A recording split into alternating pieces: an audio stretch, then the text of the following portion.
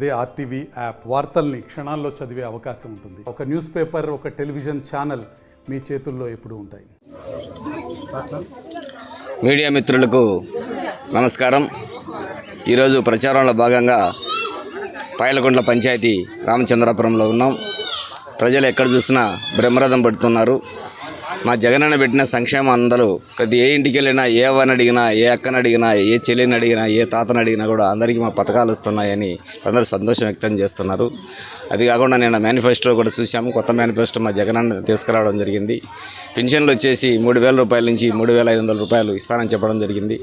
అదేవిధంగా ఆసరాను కంటిన్యూస్గా మళ్ళీ కొనసాగిస్తానని చెప్పడం జరిగింది. అదేవిధంగా రైతు భరోసా 13,500 నుండి 16,000 రూపాయలు చేయడం జరిగింది. అదే తల్లి బిడ్డ ప్రతి బిడ్డగా ఉన్న తల్లికి 15,000 నుంచి 17,000 రూపాయలు ఇవ్వడం జరిగింది అని తెలియజేసుకుంటూ, మా కాన్స్టిట్యున్సీ పరంగా నేను చూసుకుంటే మా ప్రియతమ నాయకులు జగన్మోహన్ రెడ్డి గారు ముఖ్యమంత్రి వర్యులు నాకు అదనపు సమన్వయకర్తగా ఇచ్చిన తర్వాత నేను కాన్స్టిట్యున్సీ అంతా ప్రతి మండలము, ప్రతి నాయకుని కూడా కలవడం జరిగింది. కలిసిన తర్వాత అందరినీ సమన్వయం చేసుకోవడం, పార్టీలో నుంచి కొద్దిగా గొప్ప వలసలు ఉన్నది అప్పుడు ఫస్ట్లో వాస్తవమే, అవన్నీ అరికట్టడం జరిగింది.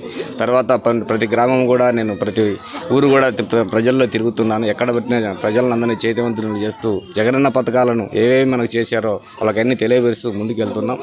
అదేవిధంగా మన అభివృద్ధి పరంగా చూసుకుంటే మా బద్వేల్ తాలూకు చాలా మంచి అభివృద్ధి జరిగింది. సంక్షేమంతో పాటు అభివృద్ధి కూడా జరిగింది.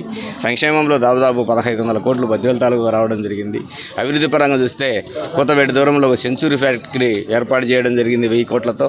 దాంట్లో డైరెక్ట్గా 1000 ఉద్యోగాలు ఇవ్వడం జరిగింది. ఇండైరెక్ట్గా 2,000 మందికి జీవనోపాధి కూడా చేయడం జరిగింది. తర్వాత ఆర్డీఓ ఆఫీస్ పరంగా చూసుకుంటే బ్రిటిష్ కాలం నుంచి కూడా మేము చాలా ఇబ్బందులు ఎదుర్కొనే వాళ్ళం. రాజంపేట పోవాలంటే ఒక పని కట్టుకొని పోయేవాళ్ళం.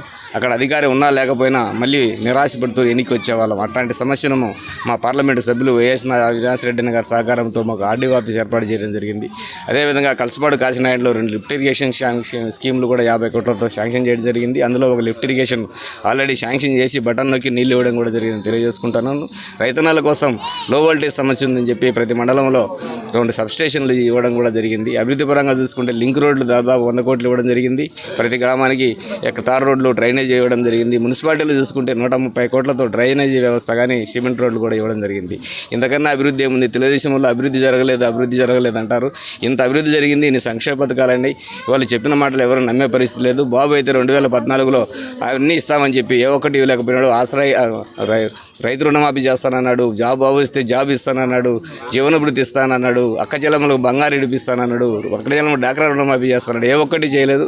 ప్రజల్లోకి వెళ్తే ఎక్కడైనా పల్లెల్లోకి పోతే తెలుగుదేశంలో చీకొడుతున్నారు. మాకు జగనన్న మాట చెప్పిండు, మడమ తెప్పిన వ్యక్తి మాకు జగనన్న చెప్పిందన్నీ చేస్తున్నాడు అని చెప్పి అన్నీ చెప్పడం జరుగుతూ ఉంది. కాబట్టి మీ గెలుపు పరంగా తీసుకుంటే ఎప్పుడో గెలిచిపోయాం.